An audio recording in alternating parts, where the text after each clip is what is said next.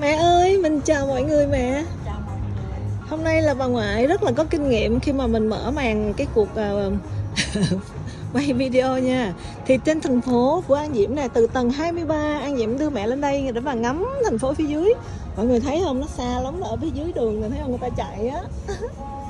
Xung quanh là sông Brisbane. Đây là xung quanh ha. Chị Thảo đi, chị Thảo Diễm từ Perth. Tòa nhà. Nói chung cảnh của mình, thành phố Diễm thì đẹp khỏi chê rồi. Hôm nay Diễm được boss cho nghỉ làm để đưa mẹ đi chơi và chị đi chơi. Công ty cũng thông cảm là tại Diễm có thân nhân tới chơi mà.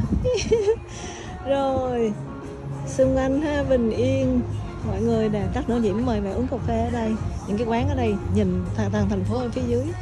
Ok thôi, con vui nha. Con chúc mọi người cũng vui giống con nha. Chia mẹ ơi, bye bye.